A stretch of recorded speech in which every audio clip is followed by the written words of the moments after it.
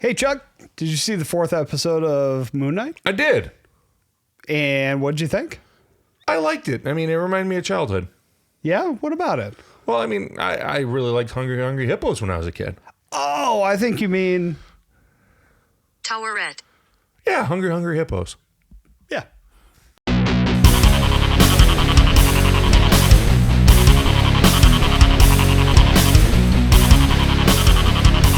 Hello and welcome to the Nerd Card. I'm Phil. I'm Chuck. And today we're talking about episode 4 of Moon Knight. Yeah. And I'll tell you this one. Okay, so we're going to get to the end. Don't worry. I know you're all thinking about the end. We're going to get to the end. But this one started out, and I said to Chuck as we were watching, we were rewatching it, in preparation to film. This is a really, really dark episode. It's filmed really dark. Yeah, the scenes, not necessarily. I mean, the content's kind of dark too, but the scenes themselves, sure. It's reminiscent of the Game of Thrones conspiracy in episode 3 or the Dark Knight episode where they fought the Night King in season 8. Sure. And if you haven't seen that, well, it's been out for a few years. Yeah, sorry. turn your brightness up and go check it out. Yeah, so it was reminiscent of that. I mean, I'm sure it was a choice by the DP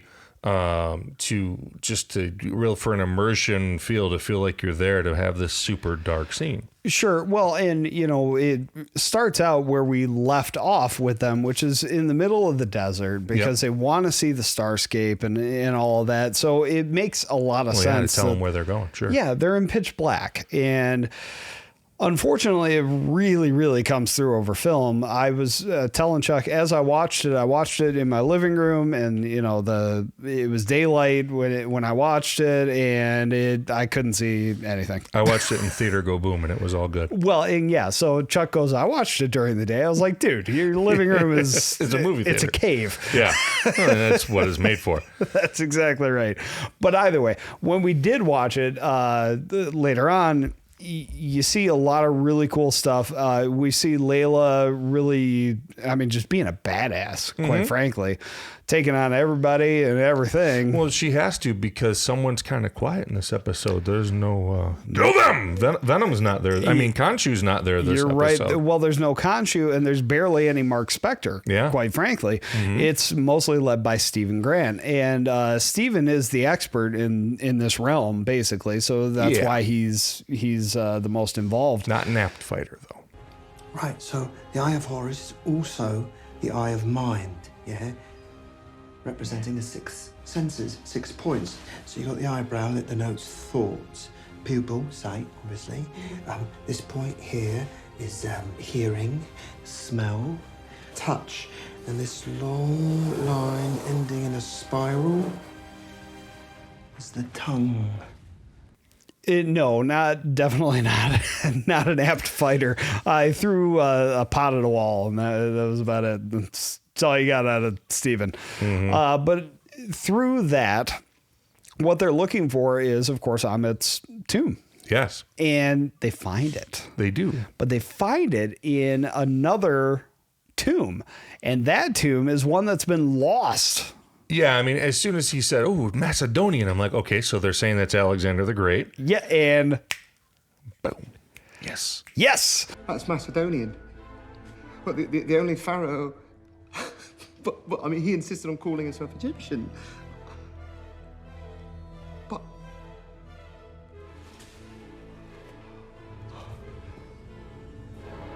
I think we're looking at the long-lost tomb of Alexander the Great. Right. So it was Alexander the Great. Which is a lost tomb. At one time it had been in Alexandria, which is in Egypt. So, maybe they were someplace. We know they were in Egypt. We don't know specifically. They said Cairo at one point, but who knows where they are at this point? Well, they're outside of that. We dove into the history of that a little bit, and Alexander the Great perished and then was moved to a few different places. Ended up in Alexandria, but that's not where he ended up. I mean, they moved his body again, and no one knows where they moved it. So, could very well be in Egypt somewhere. Right, don't yeah. know. I mean, he was treated as a pharaoh a lot, very posthumously post-death. I mean, he Sure. did conquer Egypt. He did spend a lot of time in Egypt. Well, and he conquered everybody. Well, he conquered the entire known world to him. He did. Alexander the Great was the first and really the only to do that, to conquer the entire known world. Sure. And, well, obviously, we don't know where his tomb is, but Moon Knight speculates that it's somewhere in Egypt. Stephen Grant does now. Yeah, and Stephen Grant digs his hand into Alexander a the Great. mummified corpse of Alexander the Great. So that's kind of gross. And finds, of course, the stone figure of Amit. Yeah. Amit. Amit. That's it. That's the one. And once that happens, he's confronted with Layla, who was just given some interesting news by Arthur Harrow. Well, of course, because he's Arthur the Harrow. That's what he does. Well, he's manipulating again, He's right? a huge manipulator. He's telling Layla that Marc Spector was responsible for her father's death. Right. And frankly, in this instance, Marc Spector isn't exactly what I would call trustworthy, but I believe him in this instance. He was thought to be killed by the same people who killed her father. Did you kill Abdullah al-Fuli? Of course not. Of course I didn't.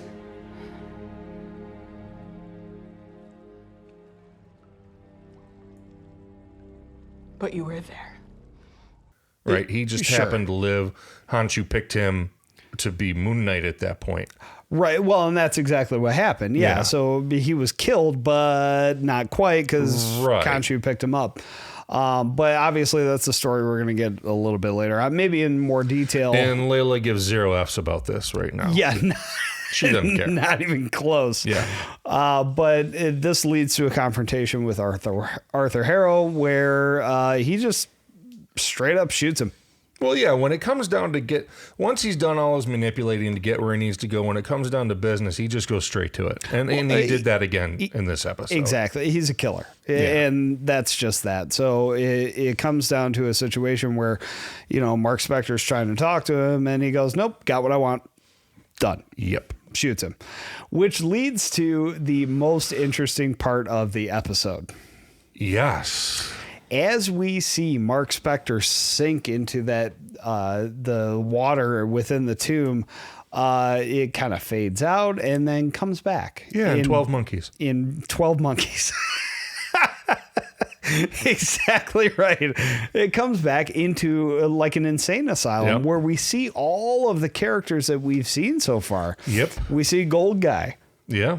We see Steven's old boss, Donna. Yeah. There's a lot. Everybody. We even see the goldfish. I mean, the goldfish is in there. We do. And it's making it seem like Marc Spector, Stephen Grant are insane, and they're actually in this insane asylum. Yeah. And they go to Arthur Harrow, who is the main... He's the doctor. Doctor.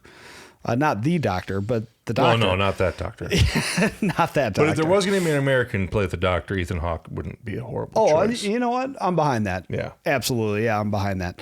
That's the whole other subject. Story. Yeah. Anyway. It's a very interesting thing. The way we're transitioned into that is with a frame change. Yeah. It goes from, full frame into a 4:3, where we're watching this video of Tomb Buster, About Stephen the same Grant. quality as Tomb Raider, yeah. Yeah, well, yeah, exactly.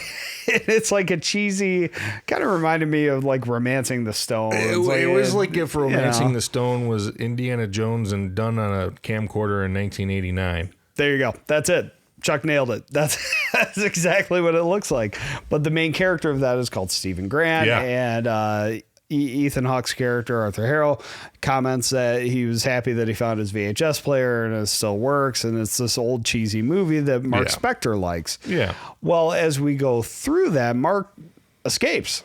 Yeah. And ends up overpowering the orderlies, who are just Harrow's, Goons. henchmen. Yep. Yeah, his goons.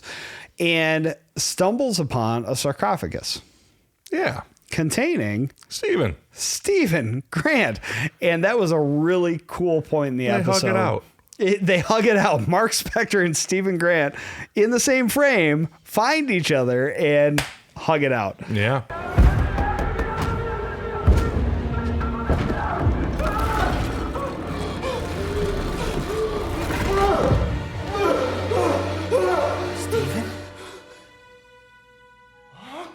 Stephen! Mark!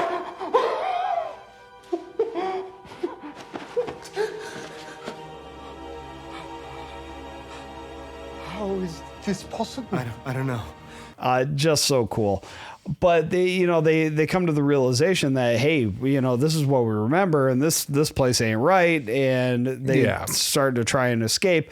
As they're escaping, I think we saw something really cool. There's another sarcophagus. Another personality that they're like, no.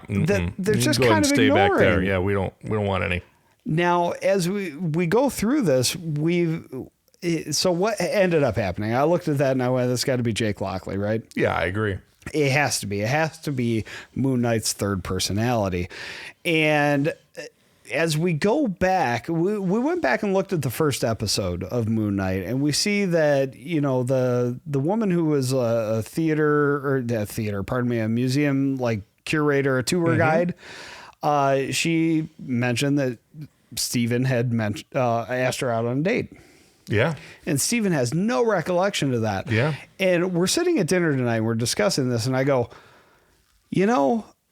Marc Spector wouldn't have asked her out on a date. Are you asking me out? You're funny. I'll see you then. Stevie, you absolute rascal. I didn't know you'd taken a crack. I didn't know either. No, he's married. He's married. Yeah. So who Or asked he's her just out on a date? A horrible person, but the implication... Well, yeah, it could be that The too. implication is that, Marc Spector's a married guy, so why would he be asking this girl out on a date? Exactly. So I think we saw hints of Jake Lockley as far back as the first episode. We just didn't know it, and that's very Marvel-y. Yeah, right? it is. That makes a lot of sense. One thing I think we should talk about too before we get to the end is the creepy ninja corpse that was embalming humans in the temple. That was quite creepy. That looked kind of alien-y, but it also looked decomposing corpsey. So I'm not sure what's going on there. Yeah, well, we had a difference of opinion there. You said alien, and as we're watching the scene, dude's blue. Yeah, I mean, he kind of looks alien-y. But then, when his part of his arm comes off, and it looks corpsey. So yeah, as you get to the fight with Layla, he looks a lot more like a corpse. Sure in what that it is, instance. because it moved. Any zombie movie I've ever watched, they don't, even 28 days later, they move fast, but they weren't ninjas like that. Sure. So who knows what that is? What's going on there with why that's inside the temple moving around? I think that's something that hopefully will be expounded upon. I hope so. In the final 2 episodes. Well, maybe he's just a fancy special ninja zombie. It could be, and it could be, or he's an alien. And but there's we don't know. Hopefully something further explains that. I certainly hope so. Yeah. All right, let's get to the big thing, right? And that is quite a large thing, as a matter of fact. Yeah. That's a hippo. Hungry hippo. We'd say the hungry hippo. Yeah. And so Hi. we...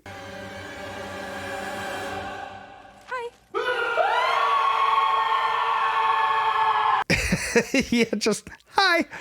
Very cheerfully, hi. But what we dug into it a little bit, and what we found is that is Taweret. Taweret, I forget already. You know what? Let's let Stephen tell us. Taweret. I didn't quite get that. No, me neither. All right, tell us again, Stephen. The hippo god is Taweret. Okay, I'm going to go ahead and take his word for that. Sure. Yeah, absolutely. But what that is, that's the Egyptian god of rebirth. Goddess, yes. Very rebirth, good. yeah. Of rebirth. And so very appropriate. It appears that is a goddess that's going to be helping Marc Spector, Stephen Grant, and Jake Lockley get back to the land of the living. It took me off guard. I'm watching this episode and I go, huh. See, now I'm picturing Khonshu in a giant hippo in a Khonshu suit. which I know isn't going to happen and it's ridiculous, but it makes me laugh. Dude, it's ridiculous that a hippo showed up in this episode. Yeah, so I mean, who knows? I don't think anyone was expecting it. I don't know why you wouldn't. I mean, it is historically accurate, mythologically accurate to Egyptology. You know. As a matter of fact, that's how we see Stephen introduce that particular character as a stuffed animal in a museum. In the very first episode. From the very first episode, yeah. So, I mean, Marvel is full on sneaky telling you stuff and not telling you stuff in this series, which is great. I mean, 100%. It's good storytelling. I think it's going to be something where we finally get to the end of the series we're going to go, oh my God, we got to watch the whole thing again. I because think so. It's really going to just open up, right? Entirely possible. And I can't wait. Hopefully some of the stuff we predicted is coming true. We'll see. We'll see. You know what? I can't wait to see the next episode next week. I'm sure Chuck feels the same way. It's a fun series. It really is. It's something been a lot of fun. Different from Marvel. I'm really enjoying it. So tell you what, why don't you tell us in the comments. What'd you like? What'd you like about this episode? Did you think it was a little too weird? Did you think it was great? Did you think it was right on the line? Do you think he's really just in an insane asylum? Maybe he is. Let us know in the comments. In the meantime, you can check us out on YouTube, Facebook, Instagram, Twitter, SoundCloud, Spotify, all that good stuff. We are out there. Share us with all your nerd friends so they join in the party as well. And with that, we will say, what's on your nerd card?